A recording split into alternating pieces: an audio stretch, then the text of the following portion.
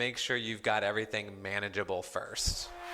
You're listening to the Keep Optimizing podcast to increase your traffic, improve your conversion rates, and grow your profits. Hello and welcome. I'm Chloe Thomas, the host of this Marketing Focus podcast. If you're not familiar with our format, well, each month we focus on a different marketing method, like email or SEO or Facebook ads, and each week I interview a different marketing method expert to explore the latest advice on making it work for you. This month we are all about email marketing. So across these 5 episodes, we're looking at different ways you should be looking to improve your email marketing performance this year. And as Gabe and I will be discussing later on, this is certainly a year where you want email to be contributing as much as possible to your business because it's just got such a phenomenal ROI. In this episode, I am being joined by Gabe from Omnisend, who are the sponsors of our email marketing series this year. And what a brilliant content match for them. How perfect, email marketing provider sponsoring email marketing episodes. If you're interested in that kind of a brilliant content matchup in your advertising activity, then do get in touch because we have a few slots later this year on this very podcast. So do get in touch with me via the website. You'll find a link to the sponsorship form in the footer. Right, back to the main event though. We are chatting with Gabe today about lazy email marketing, dare we say it, or relaxed email marketing. We're talking about the things you need to do to improve the performance of everything you've already got going on in your email marketing activity. We're going to be covering this from several different angles, and it's really all about, I guess what you could say is the theme of this year, which is doing more with less. I challenge you to get to the end of this episode and not feel excited about diving into whatever email marketing platform you're using to go and make improvements, because I will be hanging up my recording in a second and going and doing just that myself. So make sure you listen right to the end of the episode so you get all of Gabe's great advice and his quick fire insider tips to help you maximize the performance of your email marketing in all shapes and forms. And then I'll be sharing my take on it all and outlining some other free ways we can help you improve your email marketing even more. So stay tuned to the end. Today's episode is brought to you by Omnisend.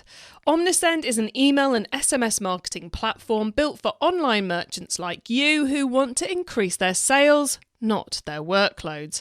With Omnisend, you'll be launching pre-built e-commerce automations in no time, as well as intuitively segmenting customers based on their shopping behaviour, and even trying out SMS or push notifications, all from the same platform.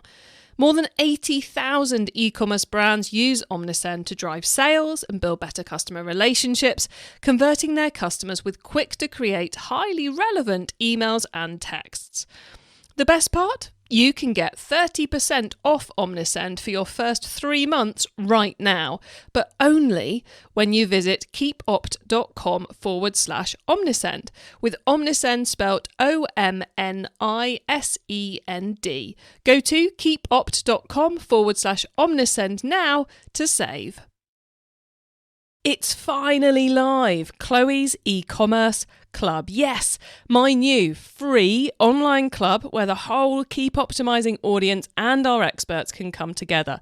The point of the club is to help you all improve your e-commerce businesses and to help you solve your marketing challenges, learn more tactics, and much more. We are starting simple and focusing on that core aim of helping us all get through this challenging year in the best way possible. But we've got lots lined up for the coming months, and I'm sure we'll add more things into the club based on your needs and feedback. It really is a club all about you and supporting your business. And yes, I will personally be there hanging out and helping you Monday to Friday. So, how can you join me in the club? Well, just go to keepopt.com/club. It's totally free to join, so come and join me and hundreds of our listeners at keepopt.com/club. Today I'm chatting with email marketing expert Gabe Macaluso.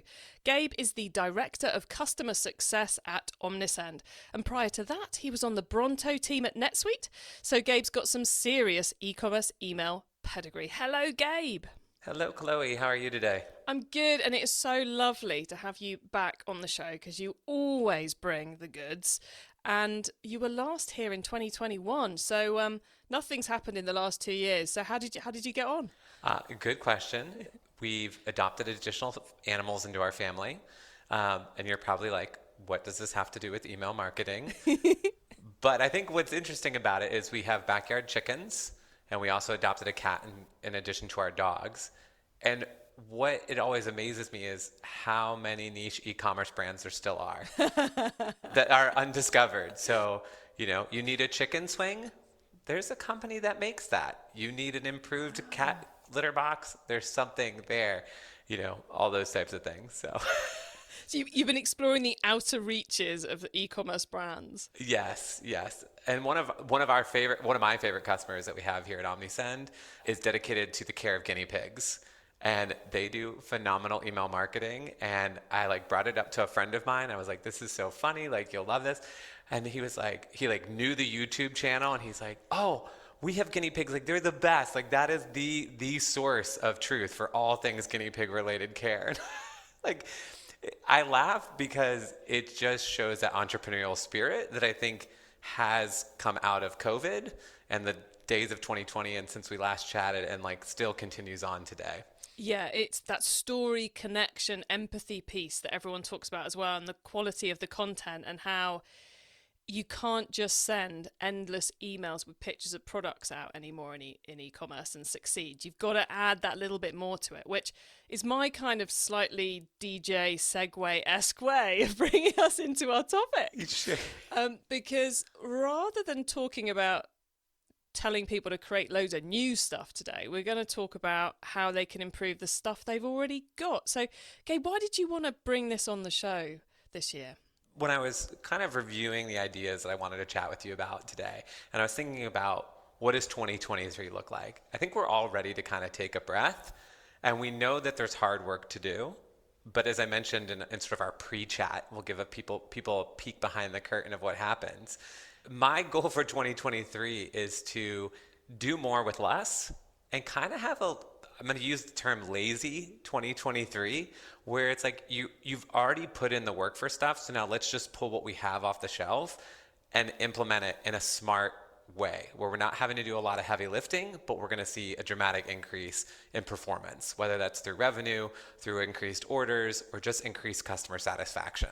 I totally agree with you. I love that phrase, taking a breath in 2023. I think that's so true, because it felt I don't work directly with retailers, but I talk to an awful lot of retailers. And through 2020, 2021, and then on into 2022, it was like this constant whirlwind of creation and doing and stuff without any chance to take a breath and look back over what they were doing. I feel like the e-commerce marketer needs a breath at the moment. Yeah, I totally agree. And with everybody's revenue growing exponentially because of the increase in e-commerce spend, we don't really have results on what worked or what didn't work, because at that point in time, it was whatever we were doing was working. And so it didn't matter what you put out there because people were so desperate to buy. I think we talked about in 2021, it's we get excited that the mailman shows up or the mail person shows up because you're like a dog in the window, there's human life coming into my circle. And so, we can talk about how important testing is, and that's still going to be important. But the idea of actually trying to retrospectively look back on the results of those couple years, we don't really have that concrete data to know this subject line resonated with my customers or this content resonated with my customers, because it was just the gas pedal was down and everybody was accelerating. And now it's, okay, we should have this surplus of cash. Things are starting to get a little bit tighter. We've increased budgets. We might have to pull back a little bit. What do we already have to create? We can't go out to eat tonight. We've got to look what's in the pantry. What can we be creative with? So it's a mixture of a little bit of results and what's worked in the past, but also what did we forget we should have done? You end up with those. I certainly end up with those lists of must go back and improve this welcome email, must go back and improve this sequence, or should have added a different image to this. So it's partly about what we know we need to be doing and retrofit into what we've already built, but it's also a little bit about looking at the data. Yeah, I absolutely. And I think this is where, when you talk about optimizing your content And, the easiest place to start is your automations, because those things we've probably set up 2 years ago, 3 years ago. Maybe we've refreshed it, but is it even on brand anymore at this point? Like, did we update that logo? I talk with merchants all the time, and it's like, hey, you have this automation you turned on 36 months ago. I was just taking a look at it. It's performing really well, so you want to kind of just like not have to think about it. But it doesn't have the brand colors in it that you're currently using. So maybe we should update this a little bit. And those are the easy tweaks where like maybe it's not going to move the needle a whole bunch, but it's an opportunity to refresh. What are we doing as a brand? What is our brand voice? And how do we improve those simple automations to resonate with our customer today? Because the customer today is different than a customer 2 or 3 years ago. We know how trends move quickly. We know how quickly things change. And so has our customer aged with us, or are we getting new customers and we need to keep on trends? And that's a big thing that we have to kind of think about in terms of how we optimize that content to resonate with our audience today. Well, I think that a lot of brands quickly put in content around the issues of COVID over the last couple of years and over the issues of the supply chain crisis. It might take a bit longer to get here. We hope you're doing okay. And it may be that those are, though, I mean, if you're specifically mentioning we're hoping you're surviving through lockdown, then that definitely needs removing. But the empathy and the emotions you want to be sharing with those customers are probably different now, and your delivery is probably back up to speed. So there's that kind of accuracy side of it as well. So Gabe, you said about starting with the automations. Is that a case of looking at which one's performing the most poorly, or would you start with the one that's doing the best? I would probably start with the one that's performing the best to see, okay, this one's working the best. What's working with it? And what can I adjust and tweak to make it do even better? Because that way, like, again, we're going to try to be lazy here in 2023. I'm really going to just embrace this. And low effort, high result. So we're going to look at this and go, okay, do these subject lines still resonate? What kind of content do I have? Does the content in these images match what my brand voice is telling? When I work with merchants, I tell them, I'm like, listen, animals and kids sell. People love to see a picture of a dog. They love to see a picture of a little kid with a dog, and if that can fit your brand voice, then how can you implement that? And this is like one of those tangential things we can get into when we talk about what content do we have on the shelf that we can pull off and leverage and reutilize. So you now have 2 or 3 years of Instagram and social media posts. When people were working from home, you've got employee-generated content. You've got user-generated content. People showing off this experiential of use of your products. So how can you now start implementing and using that in the content? If I get an order confirmation email with a picture of the owner and their child using a product that I just purchased for me and my child, like, is it going to drive another purchase? Maybe not in that moment. But when I get it and I'm enjoying it and I need to buy something else for a friend or recommend that product to somebody else, that image, that experience is going to resonate with me. And that's nothing new. It's no expensive fancy photo shoot. It's no models. It's no scheduling anything.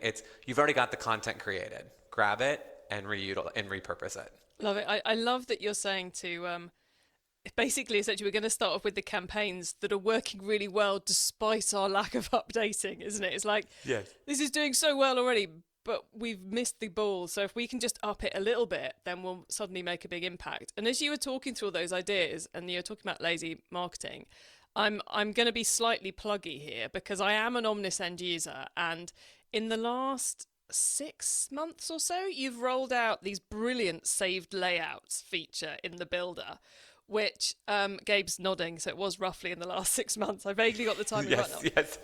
But those are now in the automations as well. And I'm in the process of creating myself layouts that I can I'm going to use the word dump, just add in, a nice little social proof box that I could just add in all over the place. So here's, consistent menu items across emails would be a miracle in my emails. But I can do that now because I can save it as a layout, and then it's available to me everywhere I go, from the newsletters through to the automation. So I'm going to give Omnisend a little plug here, because that is, if you're going through this process of quickly be taking the lazy approach to optimizing, then this is going to help you, because you're not going to have to set up the same thing in every single email. You can just click on the layouts box and add it. I'm sorry for the plug there, Gabe, but I figured it really fitted in with what you were talking about. I think it's perfect. And, again, we continue to enhance what Omnisend is doing. And one of our newest features, and, this is pretty cool, is we actually bring in your branding from your website. So like hex codes and all that stuff is automatically saved. And then for new users, and this will be rolled out to existing users, there's one-click abandon cart email automation set up now. So you can literally, in the pop-up, select you want a 5, 10, or 15% discount offered, and you say okay, and then it says, do you want to turn it on? And it automatically sets the entire email up with the dynamic content for the product blocks and all that kind of stuff. So you can literally set up an abandoned cart automation in about 20 seconds. I recommend that you still go back and make sure that the content fits your voice and what you're doing. But the idea is, and this is kind of perfectly parlays into my next point in terms of how do we optimize things, is we have to remember that we're doing this job because we want it to be fun and we want to have fun with it. And, again, 2023, we're going to breathe. We're going to take a moment and we're going to relax. Maybe relax is a better word than lazy. So we still know that we're making money and we're enhancing our company's profitability. But the idea of being hey, when we're marketing is so much fun. And we have to make sure we don't lose that, where it's, if we're coming up with a creative subject line, if we're inserting beautiful copy and pictures and product placement, all of that stuff is to show off this thing that we're passionate about. And you can sell any product and have fun with it. When I first, my history, if people know me and you link and stalk me or whatever you want to do, I was a teacher for 7 years. And my first job kind of transitioning into this world of customer success and account management, if you will, was working at a dental lab. I knew nothing about teeth, but I was gung-ho into it. And I was learning about implants and crowns and materials. And I was from a face value, you're what the heck? But then at the same time, you can make a lot of puns about teeth and subject lines and, all that kind of stuff. So you have to remember, as we're optimizing this content, how can you adjust it so that regardless of what you're selling, regardless of the price point of the product that you're selling, the life cycle of that purchase, how do you make sure that you are enjoying what you're doing? Because that will come through the content that you create and that will resonate with your customers. Yeah, I love that. And I will say, whatever software platform you're on, go and check out. And this is not just even an email. Check out what stuff they've developed over the last 2 years that you missed, that's going to make your life more easy and more fun. Because, if you go, oh, we could do with some social proof here, click, and it's in there without you having to go and find the image and do all the rest of it, that makes it more fun too, everyone. So, make sure you're using all the tech you've got at your disposal. So we were talking about updating those automations, starting off with the ones that are doing the best and just making sure they're all correct and they're up to speed. We talked about taking advantage of the tech. We talked about making it fun. What other nuggets of genius have you got for us on taking the lazy relax? I'm going to say lazy relax because I love using that word lazy. The lazy relaxed approach to optimizing our email performance in 2023. Yeah, so I would say sort of the third prong of this approach is to make sure that your perceived value is on point when you're creating and optimizing this content. And as we've gone into 2023, a couple of the articles that I've read recently that have kind of hit the headlines, and this is probably the antithesis of e-commerce in both of these examples, but the perceived value story is here, and I think this is what's so important. So 2 brands, both using a 30-year time window. Planet Fitness, which is $10 a month gym here in the United States, they have not changed their price in 30 years. And they estimate that 60% of their subscribers don't actually go to the gym. But the idea is this perceived value, and that's how they can get it. $10 is low enough that people will get off the couch and sign up for a membership. And of course, they do upsells, and that's really where they make their money. So when you're thinking about optimizing your content, what's going to drive that initial purchase? What story, what experience, what price point? What are you trying to generate with this first purchase that's going to get them to come back? And I think that's really kind of sneak peeking in terms of my crystal ball, which I know we're going to talk about in a second, of the future of e-commerce and what we're doing this year, is customer retention is really going to be the focus. We've spent all this time acquiring. Customer acquisition is expensive. It's a lot of work. It's constantly at the forefront. You have to be new and exciting and get all these views. Now it's about, okay, we have this large customer pool. How do we get them to come back and buy again? So I think that's kind of one, is this perceived value. The other example I found of perceived value is Arizona tea, which is a 99-cent canned drink in gas stations. 30 years it's been 99 cents. And the guy's literally like, if I got into a gunfight with Pepsi and Coke, I would have a squirt gun. Like, there's no way I can compete with them. But I can sell you 4 cans for $4 versus they're going to sell me 1 can for $4. And so what is the perceived value? And that's what they've gone with. Again, I'm not saying that you have to lower your price point to generate those new customers. It's, where do you want to go as a brand? Is your goal to sell a few items at a high price point and that's how you're generating your revenue?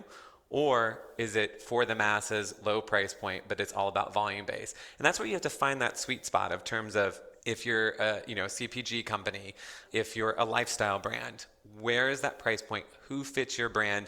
And how are you connecting with them on a very personal level to continue to push forward on that content? And that's where that tone, that voice. And then if we look at that true omni-channel experience of, what channels are you hitting them on? Email is always going to work. Every year someone will say email is dead, and then it's resurrected 3 weeks later. Email's not dead. It's still the least expensive channel to get folks to purchase. The ROI, like forever, the standard was 40 to 1 return on investment. I would say now it's like really 60 to 1 is really what you should be aiming for if you're a traditional e-commerce company. SMS continues to grow in popularity. So how are those channels working together? SMS is becoming more exclusive, more personal, more, hey, let's have a one-to-one conversation. And then, there's other channels that you can play around with. Again, I'm going to stop there because there's more to come on that. I'm like, I could just keep going. Well, I think that perceived value part is the bit which, if you look back over recessions or economic crunch points or whatever you want to call what we're going through now, if you look back over those times in the past, that's not understanding that and straying from that is where businesses of all sectors catch their cold and lose track of what they're doing. And I think if we're going to say there's one area of what we're talking about where you want to invest some time and energy rather than being lazy about it and really get to grips with it, it's understanding the perceived value that fits for your business model. And then I would add on top of that, those messages, which you were definitely talking about as well, Gabe, those messages that bring the customer into the fold. Those things which cause them to go, yeah, I've made a great purchasing decision. I want to tell someone about this. I want to buy some more.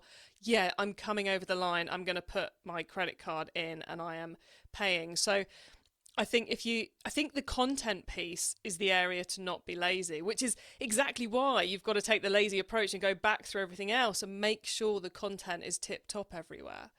Yeah, absolutely. And I think the content's already there. You don't have to think crazy about it.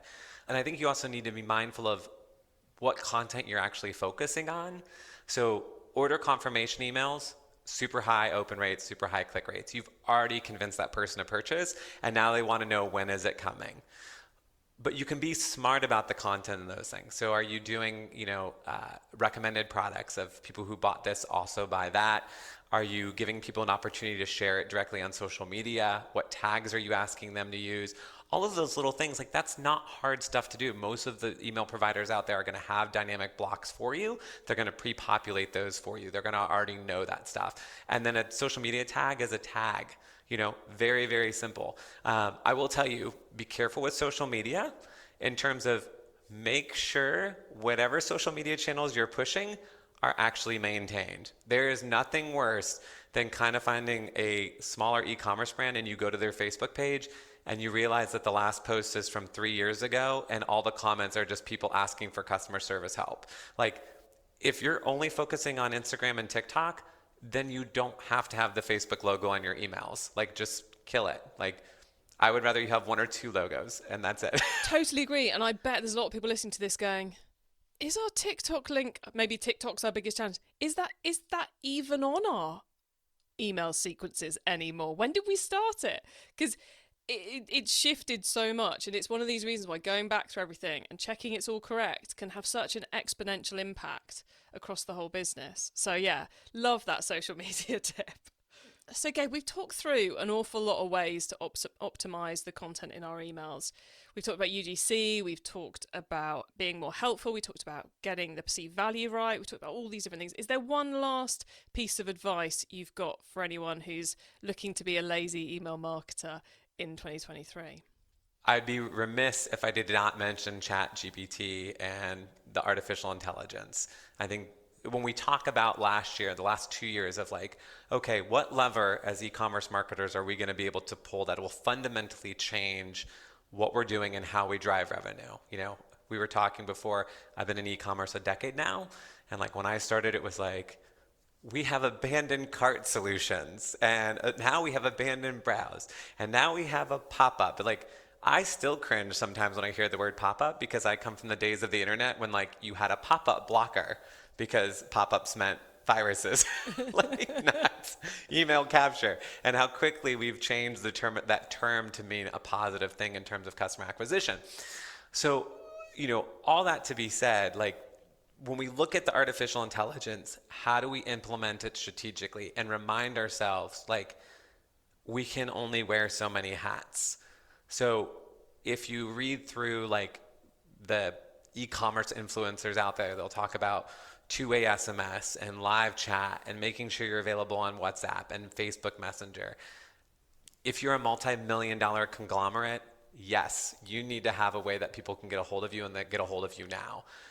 If you're 1 to 10 people and like on Mondays you're packing boxes and Tuesday you're driving to the post office before you start your day, do not set up a live chat widget on your website unless you're willing to invest in someone to be there, because like it creates a bad experience. And I would much rather email a person, get an automatic response that says, hey, we're going to get back to you as quickly as possible, because this is who I am, and I am one person sitting behind this keyboard, and my kid has a dentist appointment tomorrow. Like, that's going to go way farther with me than like, yes, we're here, we're ready to go, and like, you know, you tick down the hours and 48 hours later, like there's still no response and it's not been seen. Like, not a good experience. So again, when we think about being lazy, being relaxed, like take control of the things that you know you have time for, optimize the things that are already in place, and then worry about the next stuff. But make sure you've got everything manageable first.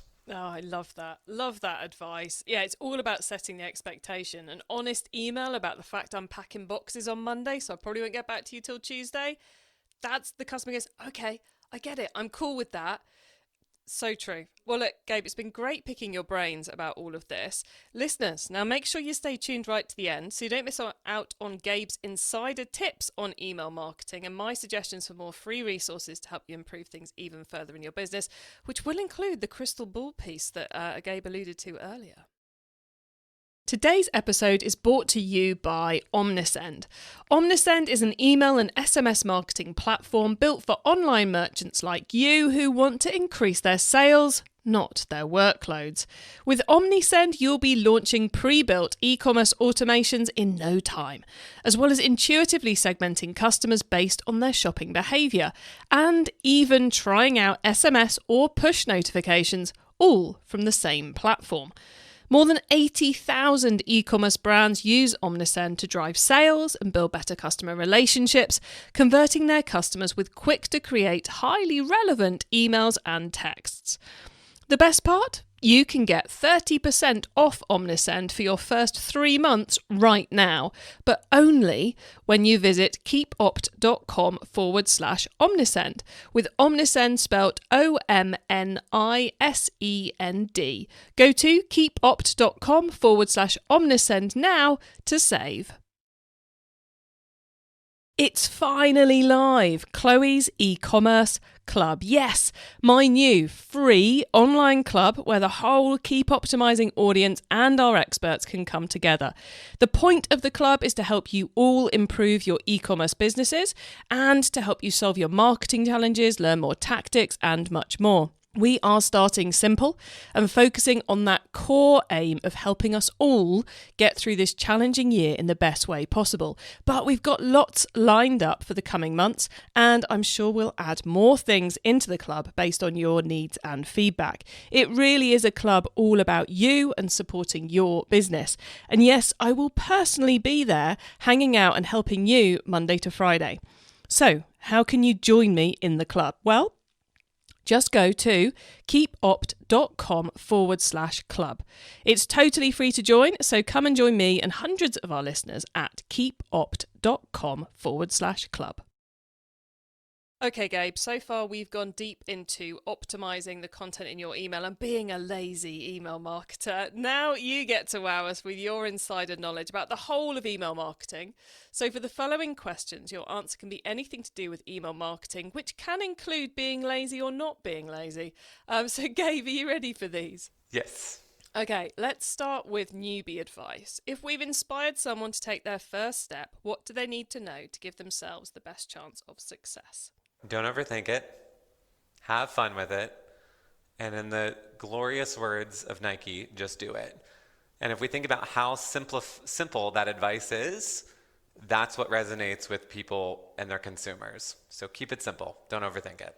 Yeah, and if you haven't started doing email marketing for your brand yet, this month is the month to start it because it is the best ROI channel out there. And that's what you need this year.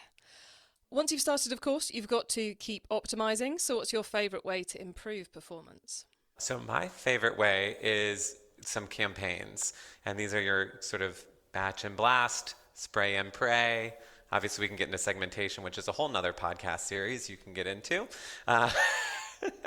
There's your plug, Chloe. You plugged us, so I'm going to plug you back.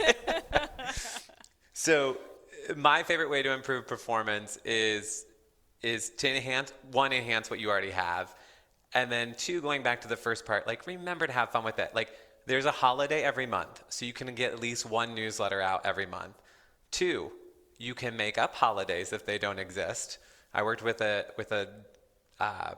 brand that sold plates, and we came up with International Gravy Boat Day. Did phenomenally well.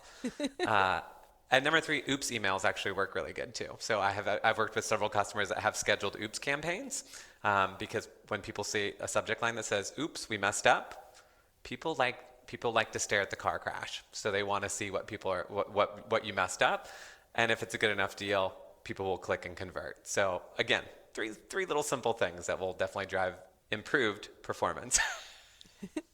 Excellent, loving those. Oops campaigns. I am a sucker for one of those, I have to say. It's just human nature, I think, isn't it?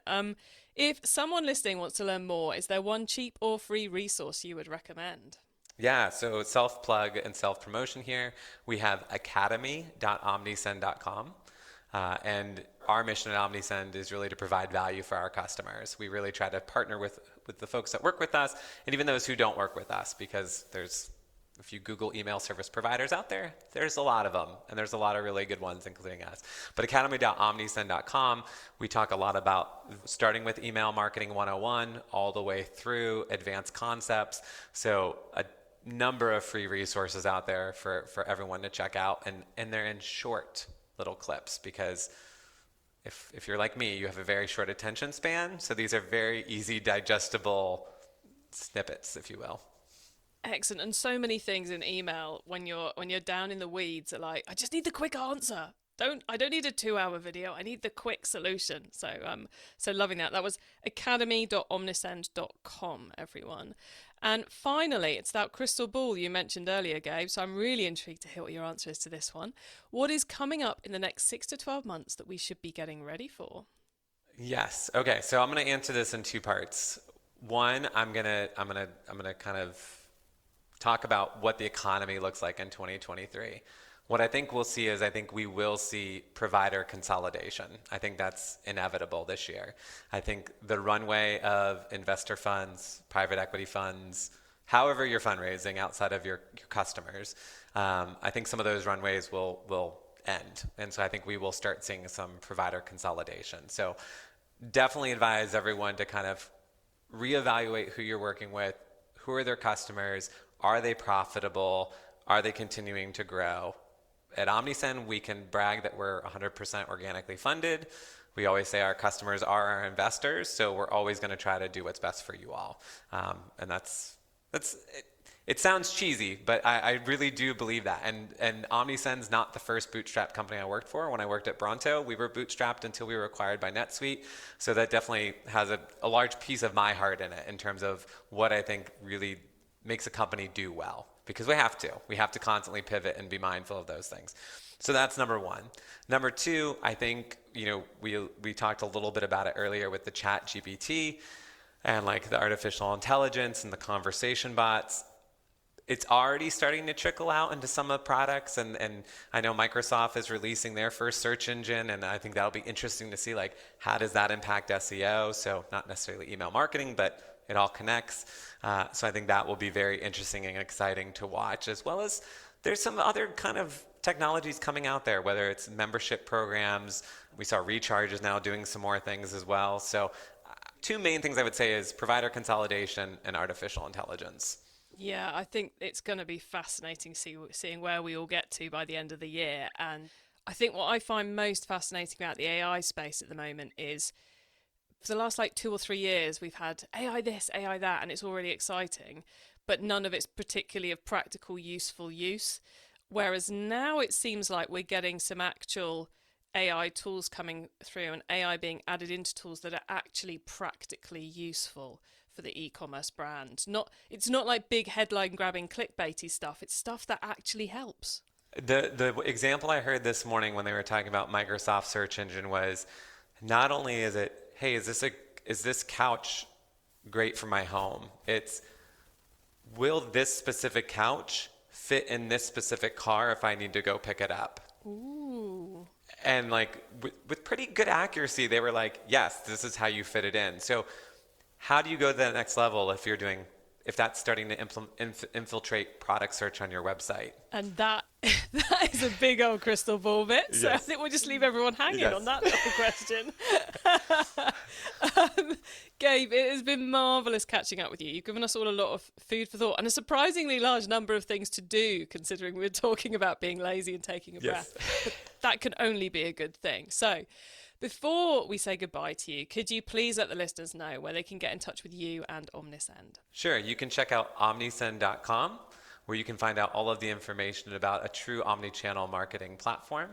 And for your listeners today, we'll offer the code KEEP, K-E-E-P, for 30% off.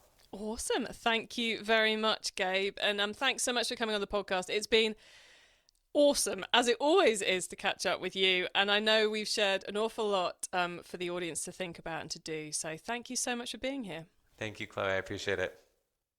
It's always great to catch up with Gabe because he brings such practical, straightforward advice to the table that really helps you improve your results. And now is definitely, as he was saying, a great time to go back, review that content and see where you can make improvements. What can you improve based on the performance? What can you improve based on the tech improvements of the tech you're using? And what can you improve based on better understanding your business's perceived value, better understanding the relationship with your customer and the messages you need to get to them at each of those places? It's a lazy approach. It's kind of a letting yourself do what you need to be doing, but without feeling like you have to constantly create something new. So I love that as just a general mindset for the year ahead too. Now, you can get the links to all the things we discussed and our set of notes on the episode and more at keepoptimising.com. You can go straight to this particular episode by putting keepopt.com/episode number into the URL bar. And once you get to the website, make sure you add yourself to our email list so you don't miss out on any of the many things we share to help you improve your business. Also on the website, you can add yourself to our monthly Q&A webinar because at the end of the month, I will be getting as many of my email marketing experts as I can back together to join us for a live Q&A session where we will be answering your questions about how to improve your email and SMS performance right now. So that's your chance to get your questions answered. Get yourself signed up whilst you're on the website for that.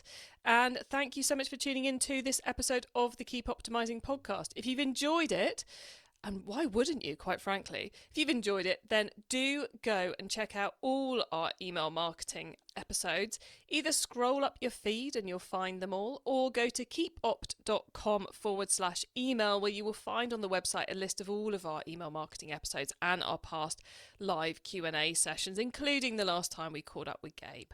And please do tell your fellow marketers about the show, because I want to help as many marketers as possible to improve the performance of all their e-commerce marketing this year. Have a great week, and make sure you listen to the next episode so I can help you to keep optimizing your marketing. Access everything Keep Optimizing at keepoptimizing.com. That's with an S, not a Z.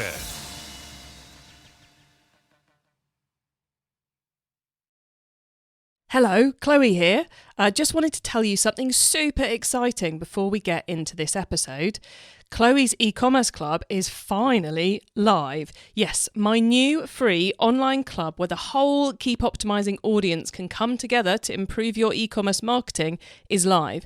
So how can you join me in the club? Well, just go to keepopt.com/club. It's totally free to join. So go on, hit pause and come and join me and hundreds of our listeners at keepopt.com/club. And then don't forget to hit play and listen to the rest of the episode. See you in the club.